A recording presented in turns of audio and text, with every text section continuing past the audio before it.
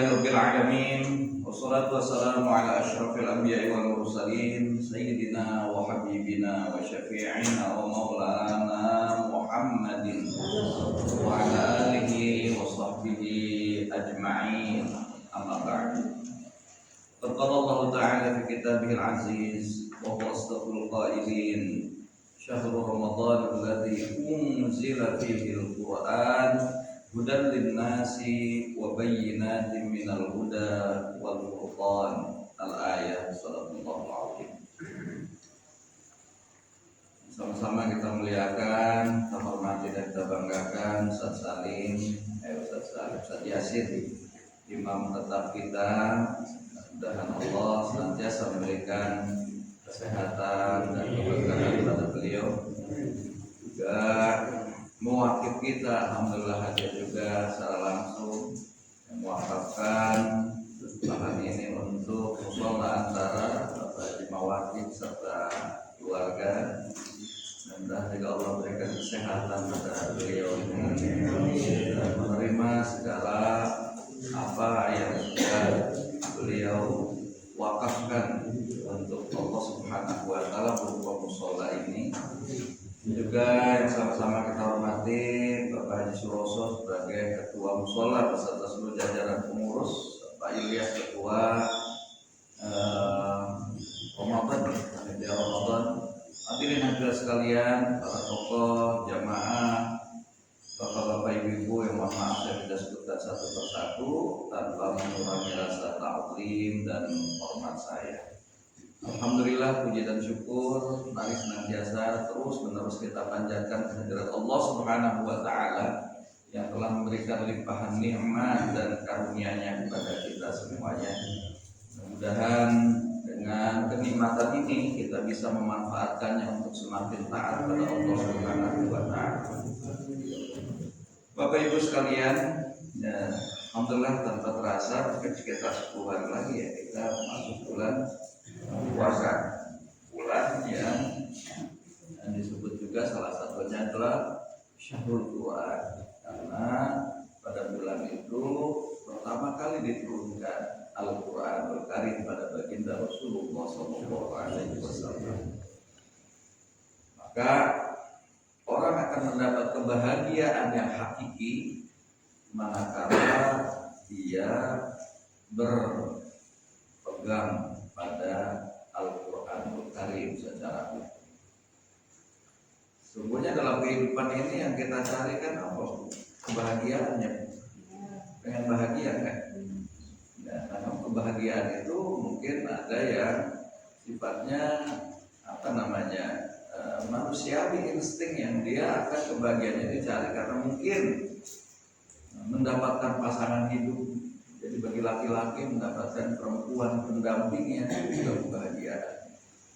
Termasuk ya para perempuan mendapatkan suami yang soleh, ya, suami yang soleh yang betul-betul bisa membimbingnya.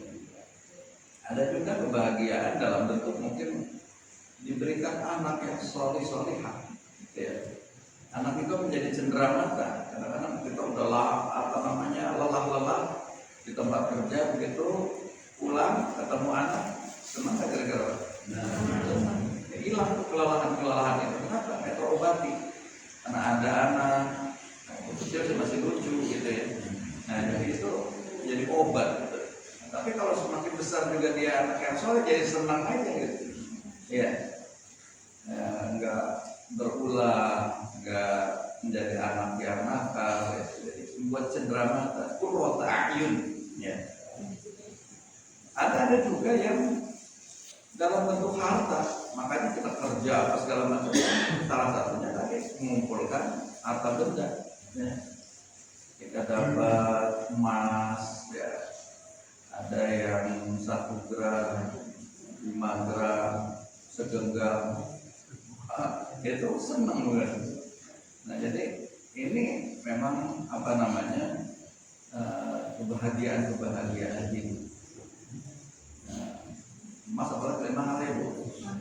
Nggak mahal. Ibu walaupun mahal tapi borong emas. Bahkan sekarang udah mulai perak, itu bagian dari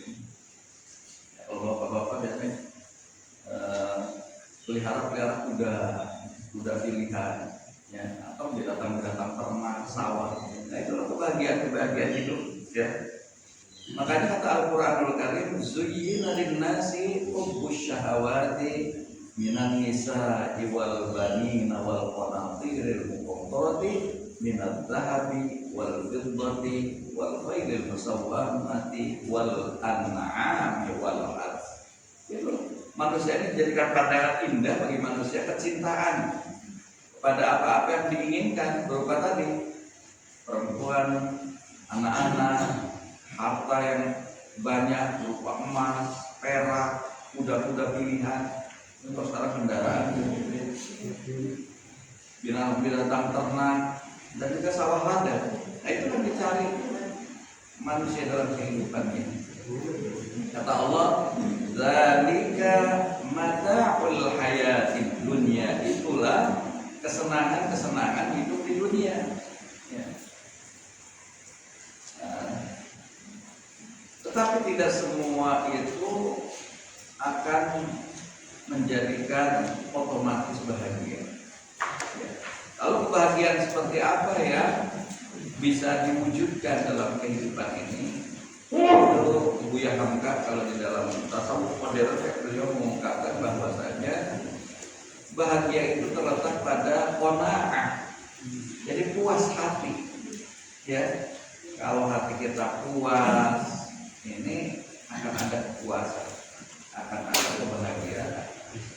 Maka orang yang kaya belum tentu juga bahagia kalau hatinya nggak qanaah, ya nggak puas. Pasti ada aja pengennya, ada dikejar lagi, akhirnya nggak puas, ya nggak akan bahagia. Tapi kalau tadi ada sifat qanaah, ya berpuas hati, maka itulah yang akan membuat orang bahagia. Ketika Allah kasih rezeki, ya kasih rezeki 1 juta, diterima dengan penuh kebahagiaan. Tapi ada lagi orang ngasih rezeki 100 juta, ya itu lebih bahagia lagi. Tetapi ketika ada orang yang hidup biasa, rezeki dikasih hari ini 100.000, tapi kalau orang yang qanaah tetap aja dia terima dengan bahagia. Kalau qanaah, ya. Tapi kalau yang nggak puas hati, wah masa cuma 1.000 kan, akhirnya mersula ya, ya nggak merasa senang, nggak merasa puas. Maka itu ini penting ya. Kenapa? Karena kita mensikapi hidup kita. Jadi Allah memberikan takaran-takaran rezeki pada kita masing-masing mungkin beda-beda. Nah, tapi ketika kita tadi merasakan bahwa kepuasan hati ini semua ada pada kita, ya. Jadi kalau kita ketika diberi besar juga menerima, ketika diberi Allah berikan kecil, dalam pandangan kita kecil kita juga menerima, ya. Nah, ini yang tadi disebut kepuasan hati, yang ini akhirnya membawa sebuah kebahagiaan. Nah, ada juga orang yang diberikan harta banyak, tetapi ini nggak bahagia. Kenapa?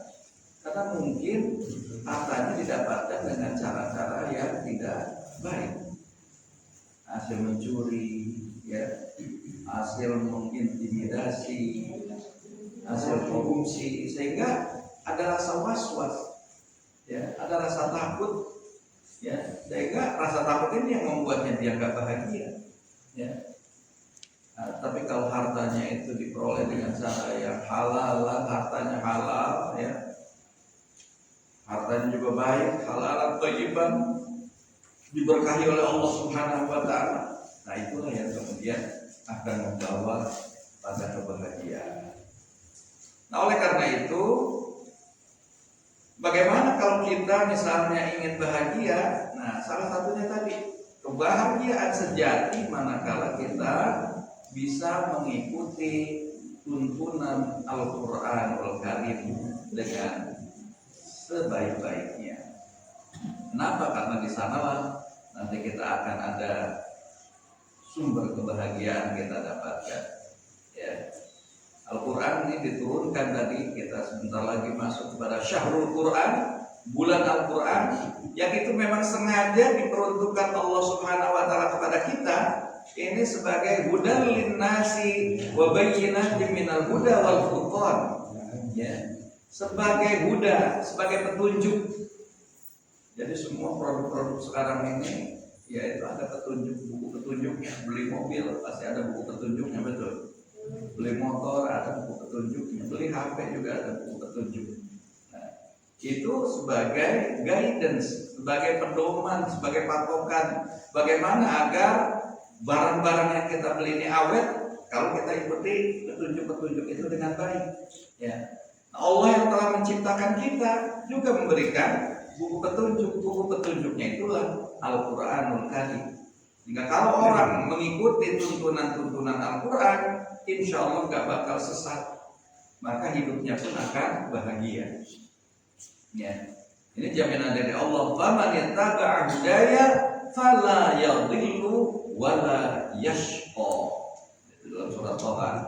Barang siapa mengikuti petunjukku, kata Allah, maka ia tidak akan sesat dan tidak akan celaka. Kalau nggak sesat, nggak celaka, itu bahagia. Ya. Nah ini makanya kita harus ikuti Al-Quran, nggak akan sesat pikiran. Ikuti Al-Quran, nggak akan sengsara perasaan-perasaan kita. Ya. Yang kedua, di dalam implementasi kehidupan ini, jangankan kita, anak-anak aja memerlukan idola, ya, memerlukan teladan. Dan teladan di dalam implementasi nilai-nilai Al-Quran itulah baginda Nabi besar Muhammad Sallallahu Alaihi Wasallam. Saya kita nggak bingung, bagaimana kita tinggal mau mencontoh aja Rasulullah Sallallahu Alaihi Wasallam. Itu manusia teladan yang kalau dari sisi bebannya terberat adalah ujian-ujian yang Allah berikan pada para Rasul. Ya, pada Rasulullah disambitin batu saat di Taif. Kita sekarang kalau di Taif disambitin batu kan? Enggak. Disajikan ahlan masalah, bahkan ya, suruh beli air mawar, beli apa segala macam. Nah itu ya paling tenang dan paling bahagia hatinya. Ya, kenapa? Karena tadi seluruh hidupnya itu ya diwarnai dengan akhlak Al-Quran. Kata Ibunda Aisyah radhiyallahu anha, karena khuluquhul Quran. Akhlak baginda Rasul adalah Al-Quran. Sehingga beliau dijuluki oleh orang-orang barat itu the living Quran, Al-Quran yang berjalan dalam kehidupan pribadinya, dalam kehidupan keluarganya, dalam kehidupan bermasyarakat. Itu semua diwarnai dengan nilai-nilai Al-Quran. Akhlak dan perilakunya betul-betul diwarnai dengan nilai-nilai Al-Quran.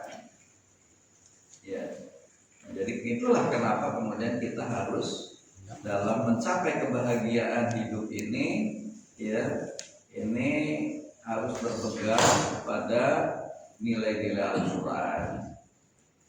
Karena di sana, insya Allah dengan Al-Quran ini dia akan menjadi obat. Ya. Nah janji Allah Subhanahu Wa Taala dalam surah Al-Isra ayat 82, Allah berfirman, wa nunazzilu minal Qur'ani ma huwa shifaa'un wa rahmatul lil mu'minin.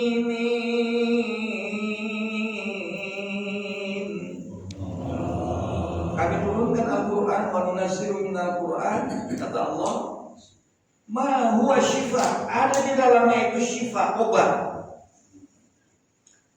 Warahmatul lil mu'minin, dan rahmat bagi orang-orang yang beriman. Jadi syaratnya kita harus beriman. Lil mu'minin, bagi orang-orang beriman. Kalau orang nggak beriman, ya nggak akan jadi obat, nggak akan juga jadi rahmat, ya. Nah, tapi malah jadi petaka. Ya. Nah, jadi inilah apa namanya Al-Quran sebagai obat batin, di mana dia bisa menenangkan. Ya. Saya pernah punya sahabat sudah meninggal, mudah-mudahan Allah masukkan di akhirnya, dokter psikiater, dokter Fuadiyati, pernah cerita saya pernah kedatangan pasien. Pasien ini stres berat, ya. Setelah digali, dia akhirnya bertanya, ibu-ibu, Bu, ibu di rumah ada Quran nggak? Ada. Ibu berapa lama nggak baca Quran? Terakhir kapan ibu baca Quran? Dia bingung kapan menentukan terakhir baca Quran karena saking lamanya nggak dibaca-baca, walaupun ada di rumah. Ya. Akhirnya kata dokter ini, kalau gitu ibu nanti pulang dan coba ibu ambil Al-Quran dan ibu baca terjemahannya. Saya kasih resep sekedar untuk obat untuk menenangkan aja. Nah, maka ibu ini ketika pulang, nanti seminggu lagi datang lagi sini kata dokter itu. Jadi ibu itu akhirnya setelah pulang bawa cari Al-Quran dan kemudian baca, dibuka-buka ini terjemahannya dibaca. Seminggu kemudian dia datang lagi ke dokter itu. Kemudian dia ceritakan, dok, alhamdulillah saya udah lebih baik. Dan rupanya jawaban-jawaban yang mengganjal selama ini di hati saya, itu saya dapatkan saat saya membaca Al-Quran Al-Karim dan terjemahan. Jadi ada jawaban. Itu membuktikan bahwa memang di sana ada syifa, obat. Yang ketika kita nggak dapatkan, ya gersang hati kita. Dan begitu kita mulai memahami, membaca Al-Quran, ada sentuhan-sentuhan yang menjadi obat bagi luka-luka batin kita. Ya, nah, sehingga kelelahan-kelelahan jiwa kita juga terobati. Itu. Makanya inilah perlunya kita membaca Al-Quran, memahaminya. Yang kedua, memang memberikan makna pada setiap ujian. Al-Quran ini, ya, orang melihat Al-Quran gak pernah bertanya kenapa aku diuji. Ya. Karena ujian itu pasti ada pada setiap kita masing-masing, walaupun mungkin ujiannya berbeda-beda. Ya. Ada diuji dengan anak, ada diuji dengan harta benda, baik harta bendanya kelewat banyak maupun harta bendanya sedikit, itu ujian. Cuma yang saya dirasakan adalah yang harta bendanya sedikit aja, padahal yang banyak harta bendanya ujian. Ya. Nah, jadi menghadapi itu dia nggak limbung, nggak bingung. Kenapa? Karena ketika menghadapi ujian-ujian sesulit apapun, dia yakin bahwasanya Allah memberikan ujian ini pas untuk takaran saya. La yukallifullahu nafsan illa wus'aha. Allah nggak akan melampaui batas memberikan ujian ini, melebihi kemampuan kita. Ya, maka kita akan jalani ujian-ujian itu dengan baik. Ya. Dan kalaupun misalnya seberat apapun tadi, pasti Allah akan berikan jalan-jalan keluar. Kenapa? Janji Allah, inna ma'al usri yusra. Fa inna ma'al usri yusra. Ya, sesungguhnya bukan sesudah, ada yang menafsirkan bersama-sama dengan kesulitan itu ada kemudahan. Ya. Dua kali Allah tegaskan dalam surat Al-Insyirah, ya, inna ma'al usri yusra, setelah kesulitan atau bersama-sama kesulitan ada kemudahan-kemudahan yang Allah berikan kepada kita. Ya. Nah, jadi kita kadang-kadang cuma dalam menghadapi ujian sering melihatnya itu ya kekurangannya aja, ujiannya aja, padahal apa yang diberikan oleh Allah berupa kemudahannya ini kadang-kadang terlupakan. Ya. Maka kita harus yakin kalau ada jalan menanjak pasti ada situ peluang untuk jalan turun. Itu bagi para pesepeda. Kalau sepeda tuh rasanya berjalan menanjak itu, menanjak terus ini jalan. Nah, tapi kita punya keyakinan pasti selain ada turunan. Dan benar ketemu dengan turunan. Hanya yang kadang-kadang kita nggak tahu karena itu jalannya baru. Kita nggak tahu karena dalam ujian ini kapan berakhir, ujian terus. Nah, orang kadang nggak tahan, ya, sampai mengatakan, ya dulu manusia-manusia dulu juga begitu, pengikut nabi-nabi yang terdahulu, dia mengatakan dipuji terus, akhirnya mata nasrullah, kapan didatangkan pertolongan Allah Subhanahu Wa Taala. Ya, nah kalau udah begitu, udah sampai ujian yang seberat itu, jawaban dari Al-Quran itu ala inna nasrullahi qarib. Ingat, pertolongan Allah itu udah dekat. Jadi ini yang membuat kita ketika kita berpegang pada Al-Quranul Karim, kenapa kita bisa bahagia? Karena kita tetap optimis menghadapi kehidupan ini, semuanya bisa optimis. Sesulit apapun ujian-ujian yang kita lalui, tetap ada optimis, ya. Karena kata Allah nggak boleh kita pesimis, bahkan apalagi berputus asa dan mengakhiri hidup kita dengan bunuh diri. Nauzubillah. Ya. La tayasu mir rauhillah, kata Allah di dalam surah Yusuf. Jangan putus asa dari rahmat Allah Subhanahu wa taala. Rahmat Allah ini demikian bertebaran. Ya, tinggal kita terus berusaha untuk mencarinya. Ya. Innahu la yayasu mir rauhillah illa al-qaumul kafirin. Sungguhnya hanya orang yang ingkar pada Allah yang dia berputus asa dari rahmat Allah. Nah, kita juga prihatin ketika ada anak kecil yang gimana di NTT yang hidup padahal dia masih usia SD, gara-gara nggak bisa beli buku. Ini yang prihatinkan. Maka dalam menghadapi ujian-ujian kehidupan ini, Islam mengajarkan ini jangan diserahkan pada pribadi masing-masing. Kalau pribadi masing-masing menghadapi ujian ini akan berat. Makanya perlu ada di dalam Al-Quran itu wa ta'awanu 'alal birri wat taqwa. Ya, tolong menolonglah kalian dalam kebaikan dan ketakwaan. Kalau melihat tetangga ada kesulitan, itu tugas kita semampu mungkin untuk membantu. Ya. Nah, inilah kalau ini dilakukan saja tadi tidak akan terlalu berat ujian yang dilalui oleh seseorang, ya, sehingga ada support hubungan akhlak di dalam kehidupan bertetangga satu sama lain. Banyak orang kaya tapi nggak bahagia, kenapa? Karena rusak hubungannya sama keluarganya. Ya, khawatir aja dia hartanya kaya raya, tapi khawatir ya dengan kekayaannya itu. Ya. Makanya pilihan untuk memilih rumah dalam pandangan Rasul adalah al-jar oblada. Ya, pilih tetangga-tetangga dulu sebelum memilih rumah. Kalau kita punya tetangga yang baik, meninggalkan istri, anak, harta benda, insya Allah akan aman. Tapi kalau kita bertetangga dengan yang nggak baik, kita was-was saja bawahnya. Ya, takut keluarga kita diganggu, harta benda kita diganggu. Ya, mudah-mudahan tugas kita untuk menciptakan lingkungan yang baik. Nah, saya kira itulah Bapak Ibu sekalian. Bahwa sekali lagi kalau kita ingin bahagia, ya kita harus ikuti tuntunan Al-Quran dalam kehidupan ini. Maka momentum masuknya bulan Ramadan ini mari jadikan semangat kita untuk berinteraksi dengan Quran ini ditingkatkan.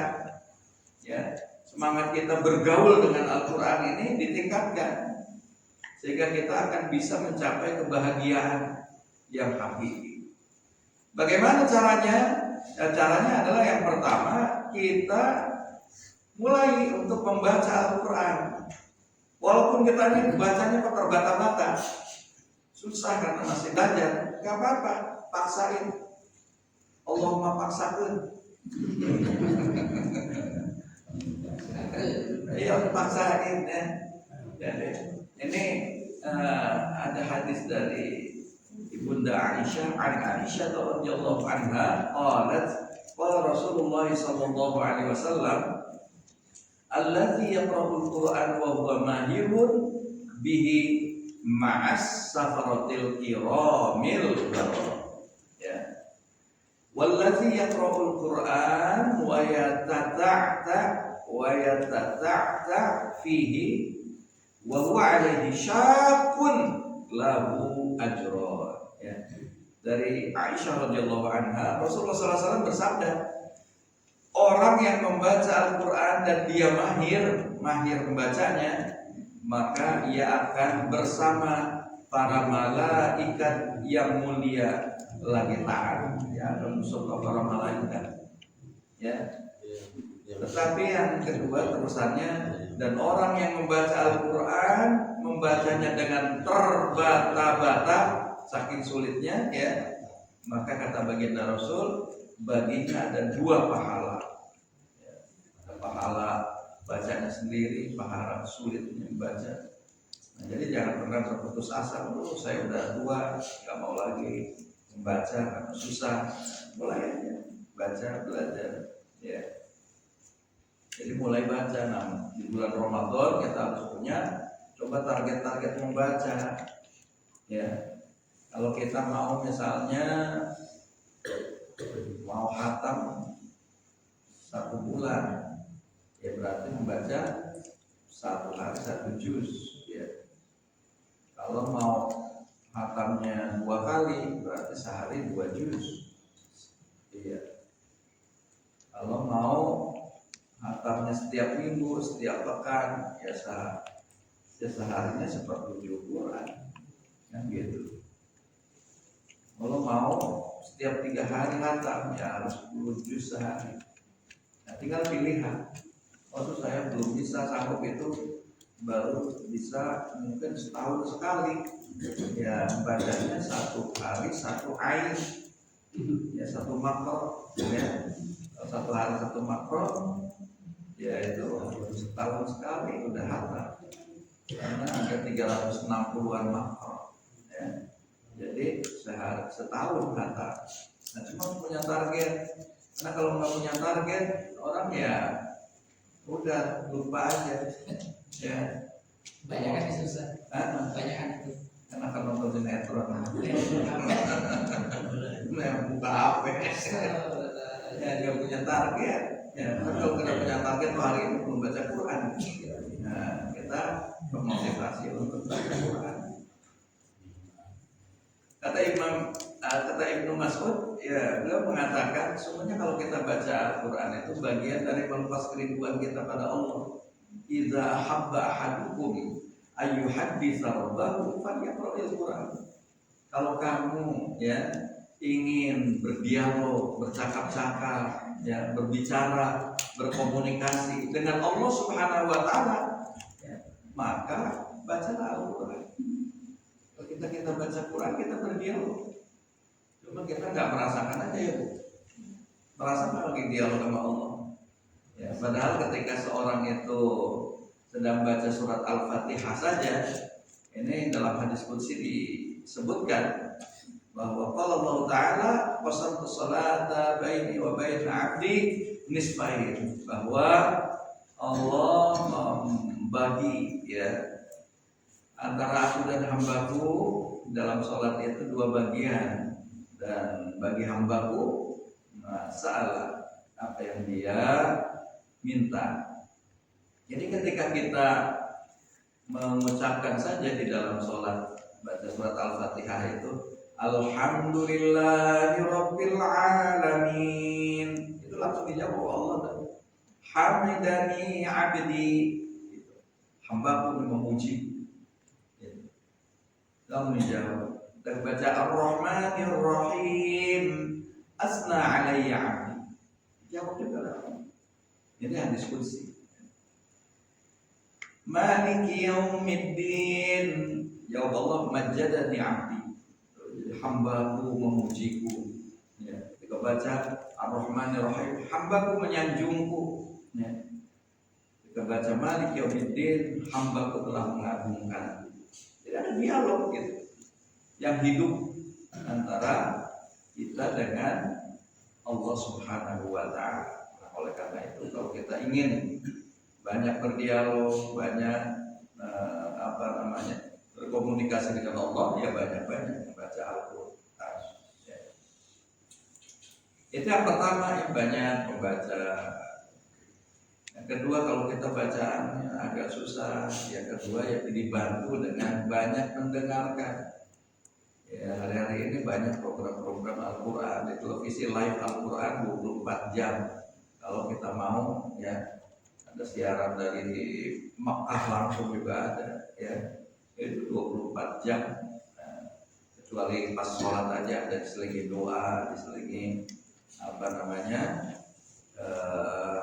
live imam Masjidil Haram atau program-program yang lain juga banyak.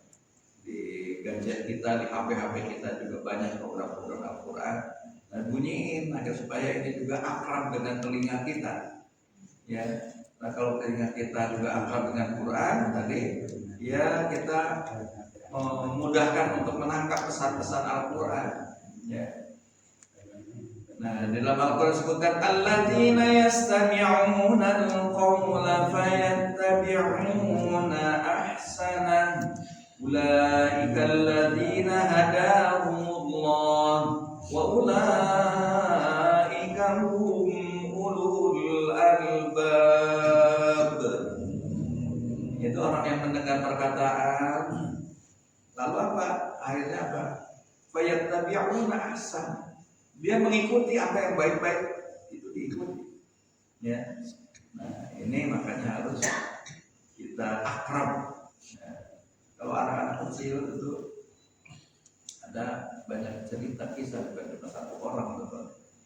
Anak-anak ini bisa hafal Quran sejak kecil, dan walaupun dia ada juga yang saat terlahir kemudian jadi berkebutuhan khusus gitu.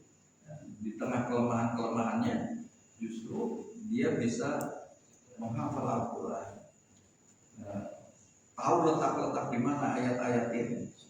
Rupanya tadi mungkin kelebihan ibunya itu sejak mengandung ya, itu terus membacakan Al-Quran sampai akhirnya ya Allah takdirkan begitu lahir anak-anaknya ada akrab dengan Quran.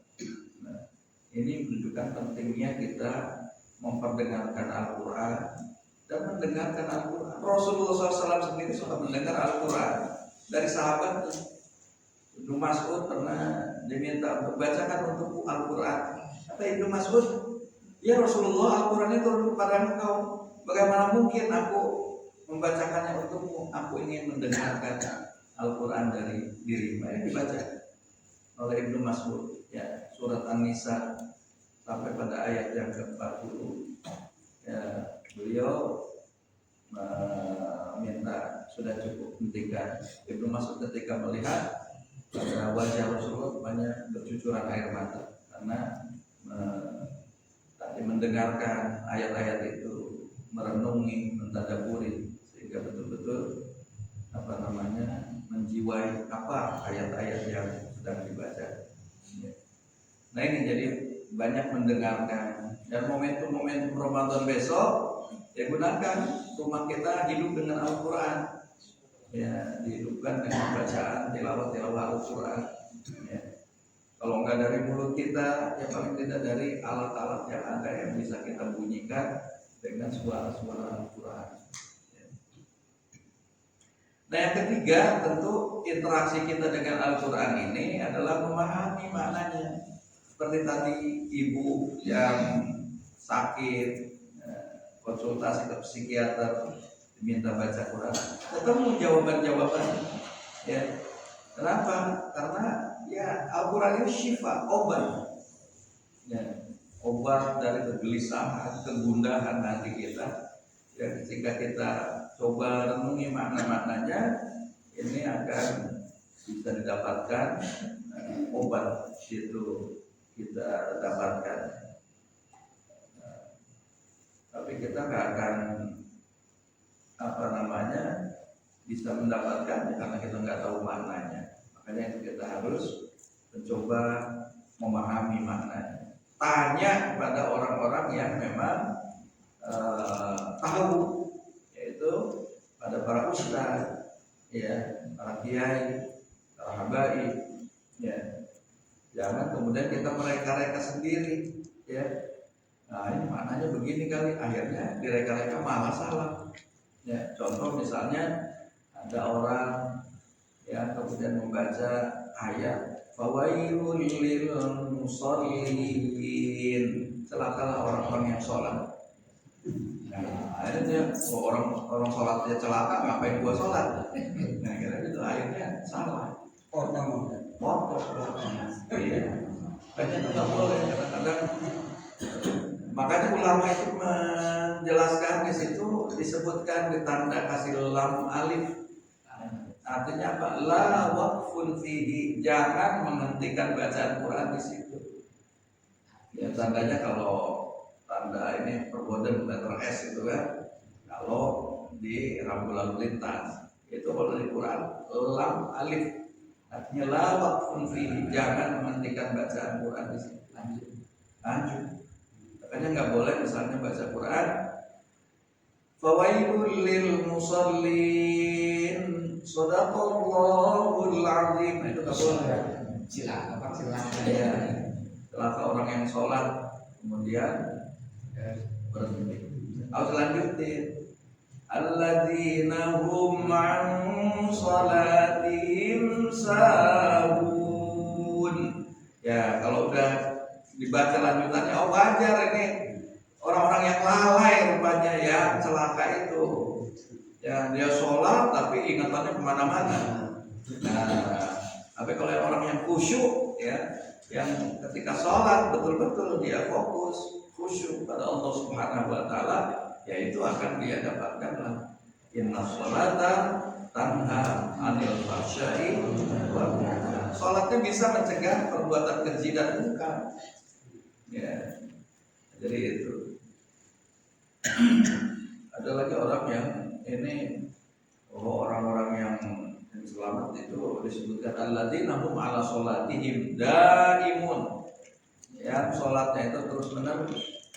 Akhirnya dia tertafsirkan, nah, kalau sholat terus menerus itu bukan sholat 5 waktu. Kalau sholat 5 waktu enggak terus menerus. Kalau sholat terus menerus itu bukannya ruku dan sujud, yang penting eling itu menerus. Akhirnya salah. Ya. Nah, ini jadi kita harus betul-betul ya belajarlah pada para ulama, ya, pada para ustaz, para kiai, para habaib, sehingga dengan itu kita dapat makna yang benar dari tafsir yang mu'tabar, ya. Tidak kemudian kita menafsirkan diri kita, ya, masing-masing, dan itu diancam oleh baginda Rasulullah SAW. Man fassarul Qur'ana bi ra'yihi falyatabawwa maq'adahu 'alan nar. Barang siapa yang menafsirkan Quran dengan seleranya saja, akalnya saja, nafsunya saja, maka apa? Siap-siap tinggalnya di neraka. Na'udzubillah min dzalik. Ya. Dan yang berikutnya adalah mentadaburi, merenungi, ya, pesan-pesan Al-Quran gitu. Sehingga dengan itu kita lebih memahami makna-maknanya. Dan hati-hati kalau orang yang nggak mentadaburi, nggak mau tadabur, itu bisa jadi ini ada dalam dirinya penyakit. Nah, itu harus waspada gitu. Karena Al-Quran, afala yatadabbaruna al-Qur'ana am ala qulubin aqfaluha.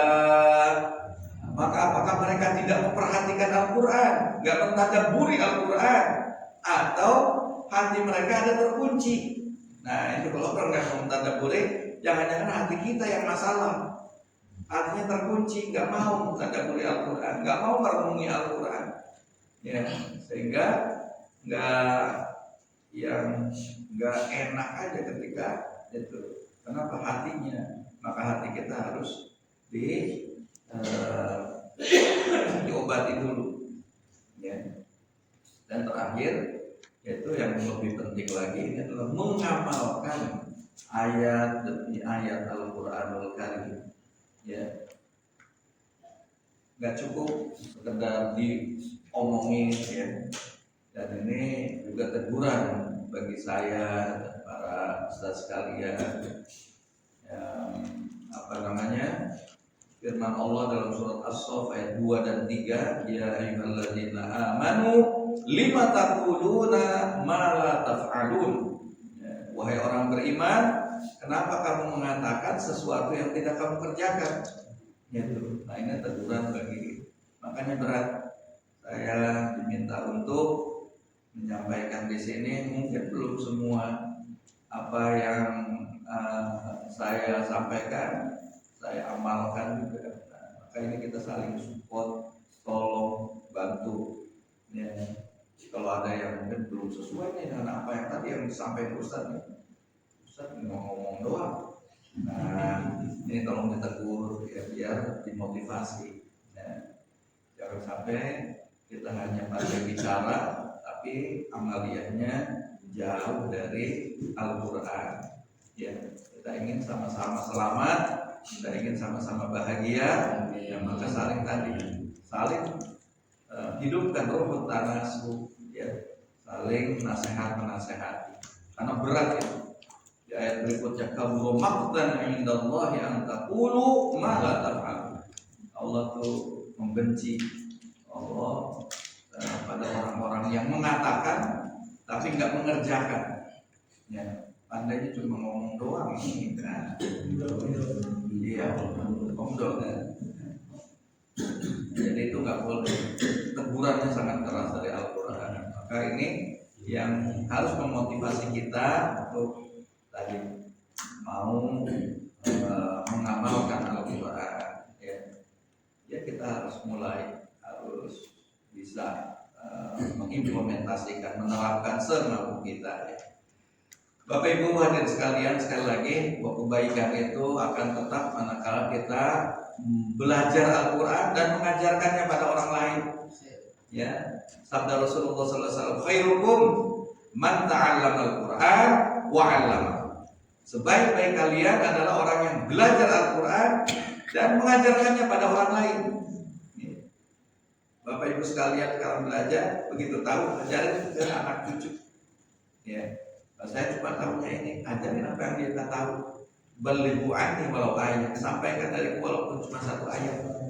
Kita perlu belajar alhamdulillahirabbil alamin. Ajarin pada anak kita, cucu kita alhamdulillahirabbil alamin. Ini tulisannya gimana, Pak? Ya tulisannya nanti kita belajar dulu. Ar-Rahmanir Rahim, kita udah tahu. Ya, kita ajarin. Ya. Jadi begitu mudahnya bagaimana Islam ini dicontohkan oleh baginda Rasulullah Sallallahu Alaihi Wasallam. Begitu mudah, ya. Maka dari itu jangan persulit. Maka dari itu kita sama-sama saling topang satu sama lain. Kata Rasulullah Sallallahu Alaihi Wasallam dalam sabdanya, khairukum man ta'allama Al-Quran wa 'allama. Sebaik-baik kalian adalah orang yang belajar Quran dan mengajarkannya kepada orang lain. Kalau ini nggak ada proses ini ya kita terhenti, ya kita nggak jadi ada kebaikan pada diri kita. Ya, nah kalau terjaga kebaikan itu kita harus lakukan, mau belajar dan mau mengajarkan Al-Quran oleh kali ini. Ya. Itulah barangkali Bapak Ibu saudara sekalian menyambut datangnya Syahrul Ramadan. Ya, kita siap-siap untuk memiliki target untuk membaca Al-Quran sehingga insya Allah mudahkan kita ya di Syahrul Quran ini kita akan bisa mencapai apa yang kita targetkan. Wa hadza kitabun anzalnahu mubarakun fattabi'uhu la'allakum turhamun. Ini adalah kitab yang kami turunkan penuh dengan keberkahan, maka fattabi'uhu, ikuti agar kalian dirahmati oleh Allah Subhanahu wa taala. Ini yang dapat saya sampaikan dalam kesempatan pagi hari ini. Mohon maaf jika ada hal-hal yang kurang berkenan. Ahlan wa sahlan ya Ramadan. Mari kita sambut bulan Ramadan, Syahrul Quran, dan kita sambut dengan kegembiraan. Nah, salah satu kegembiraan tadi minggu besok kita pawai gitu. Pawai apa demo? Pawai gitu ya. Nah, nanti yang paling depan atau nih yang paling depan. Paling depan. Kita di belakang. Ya, saya kira itulah apa yang dapat saya sampaikan dalam kesempatan pagi hari ini. Wallahu waliyut taufiq ila aqwamit thoriq. Ya. Saya mohon maaf ini enggak ada tanya jawab karena saya hari ini jadi saksi jam 7 ini di Galaksi, jadi takutnya terlambat. Ya, ada tamu lagi sebentar ini. Jadi saya mohon maaf. Mudah-mudahan Allah beri kesehatan buat kita semua. Allah bagi taufik. Assalamualaikum warahmatullahi wabarakatuh. Waalaikumsalam.